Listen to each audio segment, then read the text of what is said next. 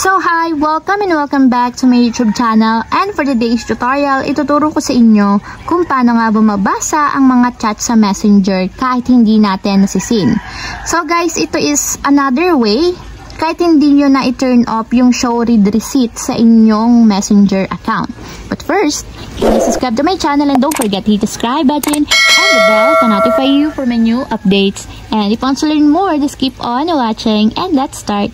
So ayan guys, for today's video, gagamit muna tayo ng Google Play Store. So ayan, dito sa Google Play Store, magsa-search lang tayo ng application na gagamitin natin para ma-view natin yung mga message kahit hindi natin nasisin.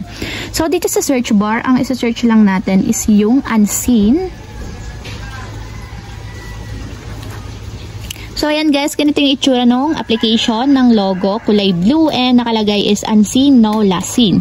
So install muna natin siya sa ating mobile device and wait natin hanggang sa matapos ma-install.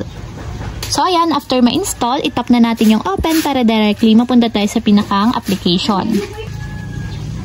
So skip lang natin yung subscription, tap nyo lang yung X button na nandito sa may upper side. Then tap lang natin yung next, then tap ulit natin yung next. Then next ulit, then next ulit, and then dito tap naman natin yung give authorization. So ayan, dito naman hanapin nyo lang yung unseen and then tap nyo lang ulit. So dito naman is hanapin nyo lang yung switch button dito sa allow notification access, then tap nyo lang. And then dito tap nyo lang ulit yung allow, and dapat naka-enable yung allow notification access katulad nito. So balik na tayo dito. So tap lang ulit natin yung allow. And then okay. So ayan guys, ganito yung itsura ng application ng unseen. So kung makikita nyo, wala pang mga chat or messages since nga ka-install pa lang natin, and yung mga incoming messages lang ang lalabas dito. So magta-try tayo, magsasend ako ng message dun sa aking isang account. Sasabihin ko is hi and hello. So ito yung sinend ko. So buksan ko siya sa Messenger. And kung makikita nyo, meron ako ditong unread messages. So, para mabasa natin yan, kahit hindi natin isin, ang gagawin lang natin is bubuksan ulit natin yung unseen app, katulad nito. And kung makikita nyo, may lumabas or may dumating na dito na message galing sa Messenger. And tap natin or i-open natin yung chat. And kung makikita nyo, ito yung chinat ko kanina na hi and hello.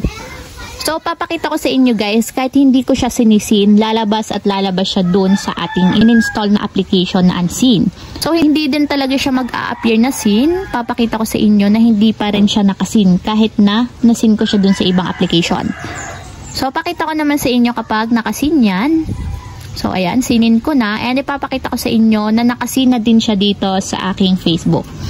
So, ayun lang guys, ganun lang kasimple kung paano nga ba mabasa ang mga chat sa Messenger nang hindi natin nasisin or kahit hindi natin tinuturn off yung show read receipt sa ating Messenger. If you have a question, comment down below and don't forget to hit the subscribe button and the bell to notify you for my new updates.